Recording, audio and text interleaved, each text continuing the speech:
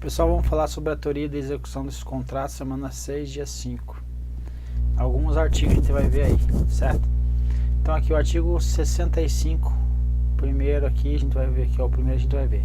Os contratos regidos por essa lei, qual lei? 8666, poderão ser alterados, ok? Então eles não são rígidos, ok?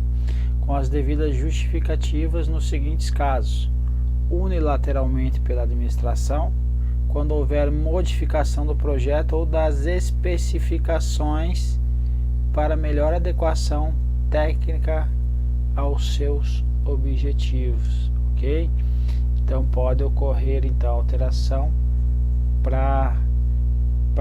de forma unilateral, ou seja, a administração fazendo essa alteração para que ocorra o que? Melhor adequação aí das especificações. Quando necessária a modificação do valor contratual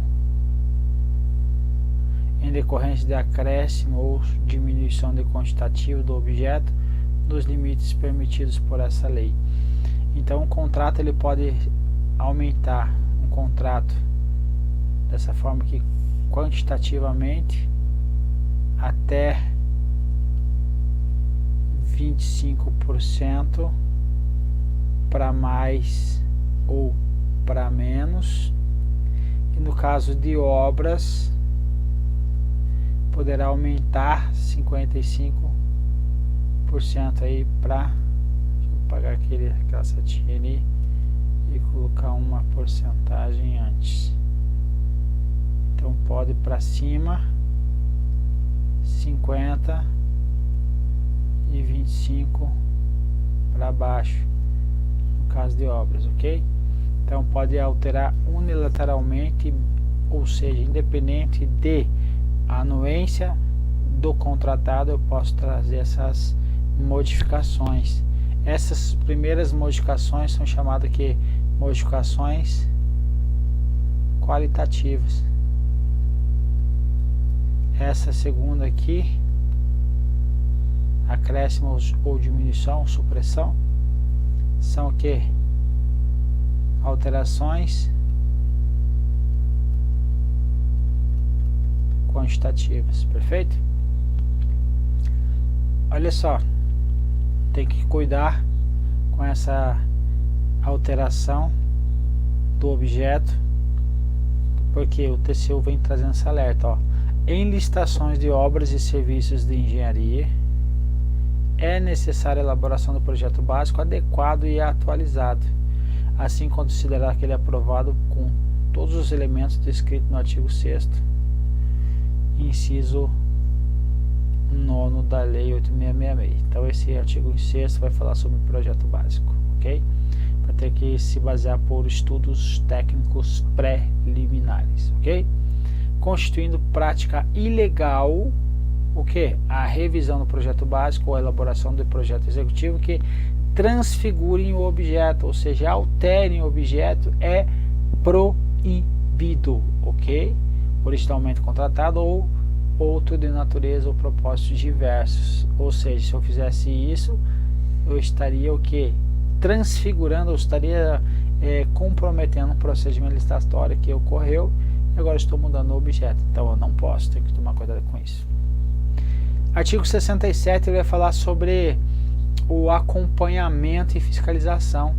Então olha, a execução do contrato deverá ser acompanhada e fiscalizada por um representante da administração especialmente designado para esse fim. Qual fim? A execução, acompanhamento da execução do contrato. Permitida a contratação de terceiros para assisti-lo e subsidiá-lo de informações pertinentes a essa atribuição. Então, vamos supor que é uma atribuição aí de uma fiscalização de uma execução de um contrato muito técnico que o servidor não tem a qualificação necessária. Ele pode ser contratado um terceiro que não tenha vínculo com a administração para assisti-lo e subsidiá-lo. Observação. Isso daqui é importante. O terceiro não pode Vou exagerar aqui para você, ó, em hipótese, para você não errar a questão alguma. Agora ficou legal esse A ali no meio, né? Então, o terceiro não pode, em hipótese alguma,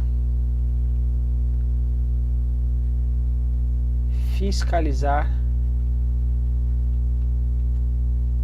o contrato. Vou repetir agora que está escrito ali. Pode somente, vou colocar outro termo, auxiliar o fiscal, que é o representante da administração, ok? Então é importante isso daqui. Cai em prova e às vezes o pessoal erra essa questão aqui por besteira. Então a fiscalização só pode ocorrer por servidor. E o acompanhamento para auxiliar, assistir, subsidiar, pode, acompanhamento não, a contratação terceira para assistir, subsidiar, auxiliar e o servidor, o fiscal pode, ok? Então tenha cuidado com essa distinção. Então nunca pode o terceirizado ou o terceiro nunca pode fiscalizar o contrato. Artigo 67 ainda. O representante da administração anotará em registro próprio todas as ocorrências relacionadas com a execução do contrato, determinando o que for necessário à regularização das faltas ou defeitos observados. Aqui eu vou fazer um link. Onde é que está? Determinando. Vou fazer um link com o artigo 69 daqui a pouco. Então aqui, deixar em stand-by.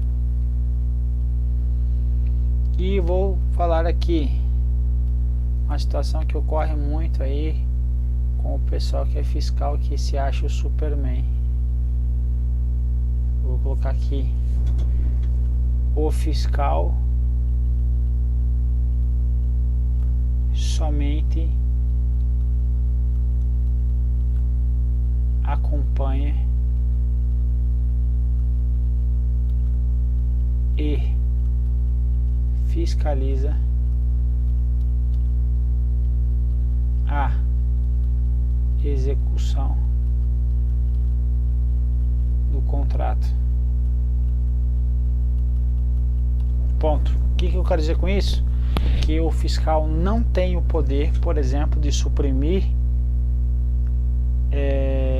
postos de vigilância, por exemplo, acrescer postos de vigilância, alterar o contrato. Não, ele só acompanha e fiscaliza a execução do contrato.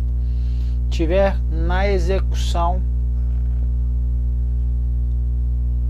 do objeto, tiver um serviço mal prestado, exemplo, uma limpeza for mal, serviço de limpeza for mal feita, o fiscal vai fazer o quê?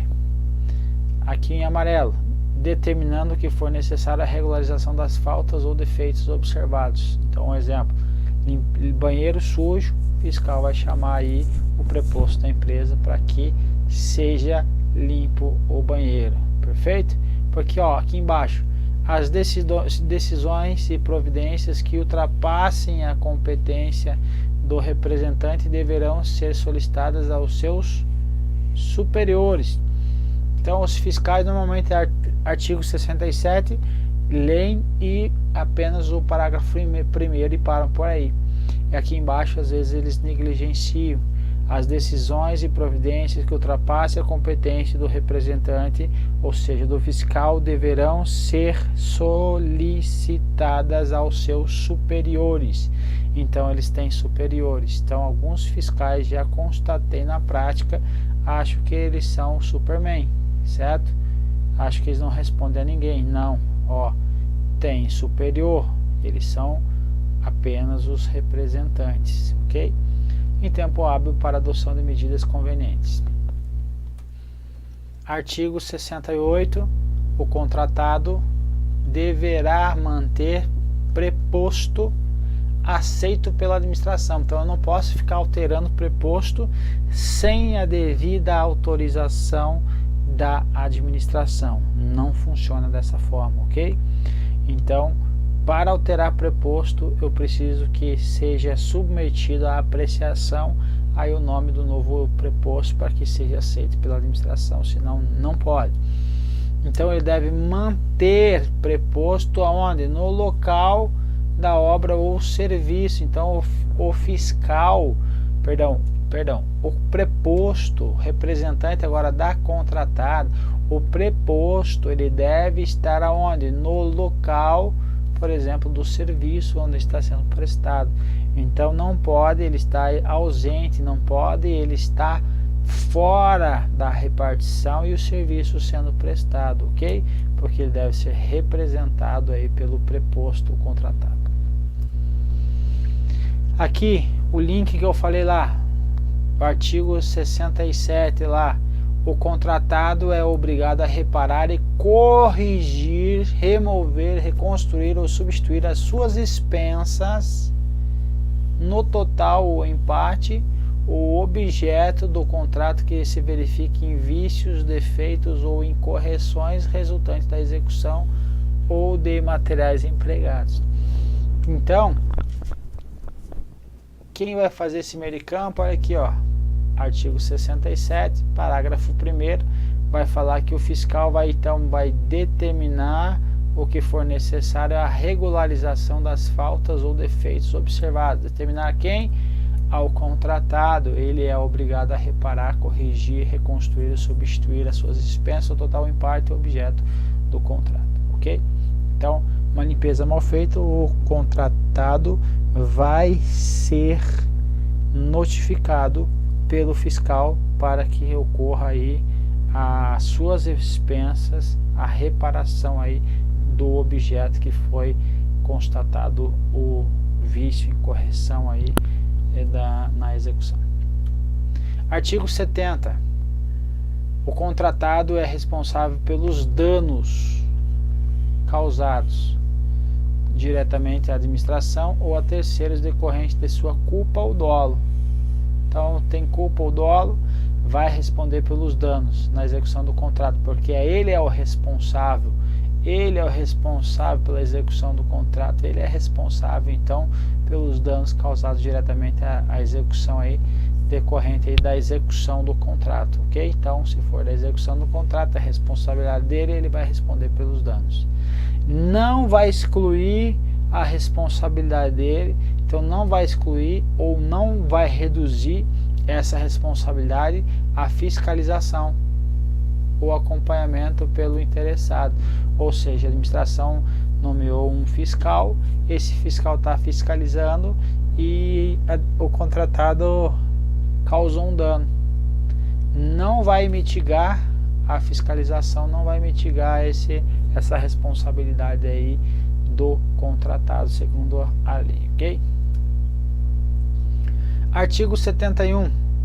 A inadimplência do contrato com referência aos encargos trabalhistas, fiscais, comerciais não transfere à administração pública a responsabilidade por seu pagamento, nem poderá onerar o objeto do contrato ou restringir a regularização ou ainda o uso das obras e edificações, inclusive perante os registros de imóveis. Vamos passar aqui, acho que está aqui, ó. Primeiro vamos falar do caput aí, que eu inverti a ordem. O contratado, ele é o que? Responsável pelos encargos trabalhistas, previdenciários, fiscais e comerciais resultantes da execução do contrato. Então tem um contrato fiscal, exemplo, um contrato de limpeza. Quem vai pagar o FGTS? A empresa que contratou o funcionário. Por quê? A administração contrata postos, a administração contratou uma terceirizada para que ela execute aí o serviço, ok? Mas os encargos são de quem? Encargos do contratado, encargos trabalhistas, previdenciários, fiscais e comerciais, ok? Então voltando aqui, Agora, se tiver inadimplência do contrato com referência aos encargos trabalhistas, fiscais e comerciais, não transfere à administração pública a responsabilidade de seu pagamento.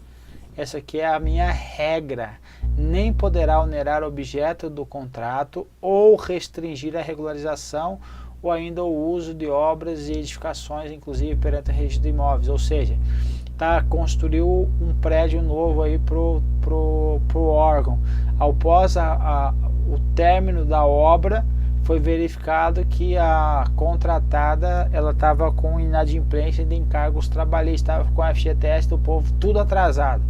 Agora essa obra vai ficar bloqueada, vai ficar impedida de ser utilizada?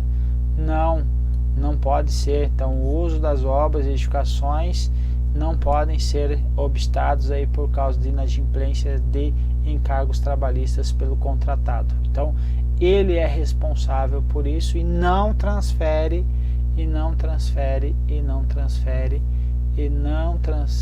à administração pública a responsabilidade pelo seu pagamento. Perfeito? Isto é o que está previsto na lei, ok? Agora vamos falar aqui sobre uma súmula do TST. Qual a súmula? Súmula número 331. Que quando houver falha na fiscalização, certo? Vírgula, a inadimplência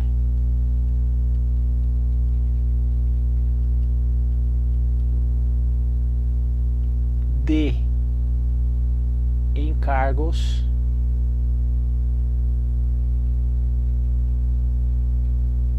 trabalhistas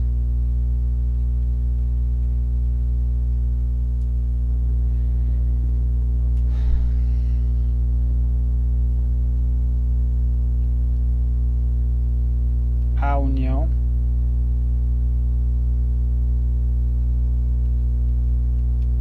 então a União responde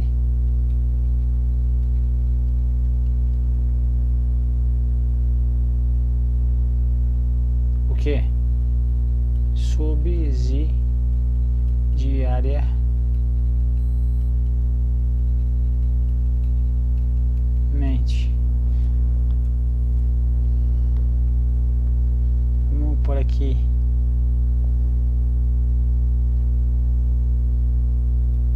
Opa.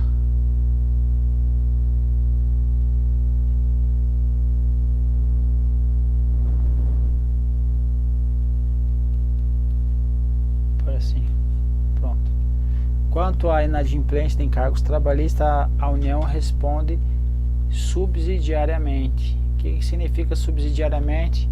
Que a contratada será responsável, vai ser chamada em juízo, não tendo mais de onde tirar, faliu, não tem mais bens, não tem mais nada, agora a União vai ser chamada para responder subsidiariamente. Qual a condição? Se houver falha na fiscalização, aí a União vai responder subsidiariamente. Então, houve falha, houve a inadimplência de encargos trabalhistas, a empresa não tem mais de onde tirar, a União vai responder subsidiariamente. Não houve falha, não houve essa responsabilidade subsidiária, ok? Aqui não está dizendo, importante, a lei não prevê, importante, vou colocar aqui, tem uma questão que fala isso aqui ainda, inclusive, a lei não prevê a responsabilidade subsidiária, perfeito? Quem prevê é o TST, a súmula 331 aqui do TST, essa súmula aqui, ó, ela quem vai prever a responsabilidade subsidiária. Então, tome cuidado com isso. Parágrafo, já coloquei aqui, né? TST poderá ser subsidiário em cargos trabalhistas. Veja que o STF, dando interpretação ao artigo 71, entendeu o dispositivo constitucional, porque está falando aqui responsabilidade subsidiária, que é algo que não está previsto na lei, mas o STF entendeu que está valendo. Perfeito? O que mais? Que já viu? Artigo 71, esse que é importante. Artigo 71, parágrafo 2º. A administração pública responde qual a forma?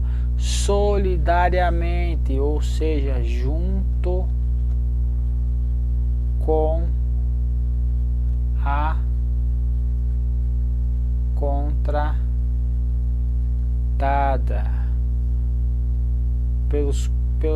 pelos encargos previdenciários resultantes da execução do contrato. Ou seja, se a empresa estiver devendo o INSS, a administração vai pagar junto. Perfeito? Vai responder solidariamente. Então, o único que nós temos de forma solidária é quem? O encargo ou encargos previdenciários. Não esqueça disso. Artigo 72. O contrato na execução do contrato, o contratado, perdão, na execução do contrato, não está mais saindo, sem prejuízo das responsabilidades contratuais e legais, poderá subcontratar partes de obra ou serviço ou fornecimento até o limite admitido em cada caso pela administração. Ou seja, pode ter a subcontratação. O que é a subcontratação? Uma empresa contratando outra empresa para executar parte do contrato. Qual é a condição? Esta condição da subcontratação deve estar expresso aonde? No edital.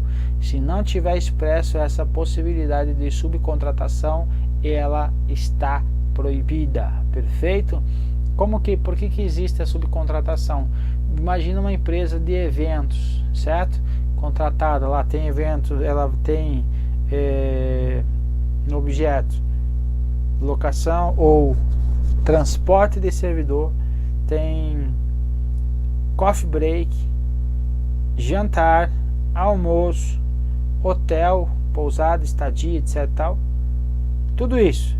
Só que ela vai ter que fazer o quê? Contratar parceiros para cada uma dessas etapas aqui, alguma delas ela vai fazer de forma direta. Mas essa subcontratação não vai eximir a responsabilidade dela. Por exemplo, eu contratei ela para fazer um translado aí de servidores, fazer um transporte de servidores, e no dia que foi especificado a empresa não veio. Ela vai querer responsabilizar lá a parceira dela. Você não tem nem que tomar ciência disso. Você vai penalizar quem? A contratada. A responsabilização não é transferida na subcontratação, certo? Então, vai responder a empresa contratada e nunca a subcontratada. Perfeito? Só pode ocorrer dentro dos limites e se tiver previsto aí no edital. O artigo 73, para nós terminarmos aí, agora é sobre o recebimento aí do objeto que ele foi contratado, perfeito? Então, ele vai ocorrer em dois momentos. Em se tratando de obras e serviços, vai ser feito o recebimento provisório pelo responsável por seu acompanhamento e fiscalização. Então, tem questões que trazem essa situação aqui que de forma provisória será obrigatoriamente recebido por comissão. Aqui não tem comissão, tá vendo? Vai ser um responsável. Pode ser uma comissão? Pode, mas ele não está determinando. Então cuida com isso. Às vezes o examinador ele coloca uma obrigatoriedade que seja a ocorrência seja por meio de uma comissão. Não. Letra B aqui, definitivamente agora por servidor ou comissão, ou um ou o outro, certo? Pode ser servidor, pode ser comissão, a depender do que está previsto na portaria e da designação pela autoridade competente, ok? Esse recebimento não vai ser em nota fiscal, não vai ser em outro documento a não ser um termo circunstanciado assinado pelas partes. Quando que é assinado isso? Após o decurso do prazo de observação ou vistoria que comprove a adequação do objeto aos termos contratuais. Ou seja, você vai constatar que foi executado o serviço da forma que foi prevista no edital e no contrato agora, ok? Então, nós temos dois momentos, o recebimento definitivo que ocorre depois do provisório, perfeito? Então, por que isso? Vamos supor, você está no almoxarifado, você compra material do expediente e chega lá inúmeras caixas. Chegou quem? Chegou um caminhão fechado. Este caminhão fechado é uma transportadora que está terceirizando o serviço de transporte. Assim, quando chega lá 1000 caixas fechadas para você. Você vai abrir todas as caixas que estão lacradas e sair contando todo o material para fazer o recebimento, ou vai fazer um recebimento provisório, informando que você recebeu provisoriamente a quantidade de X caixas lacradas. Então, primeiro você faz esse recebimento provisório, depois você vai chamar aí, se for o caso, a comissão designada. Então aqui foi um servidor e agora vai ter uma comissão designada, por exemplo, para receber definitivamente esse objeto. Então você vai abrir agora todas as caixas e vai sair contando todo o material para verificar se ele está adequado ao que foi contratado. Perfeito? Então seria isso. Beleza, meu povo? Um abraço e vamos para as questões.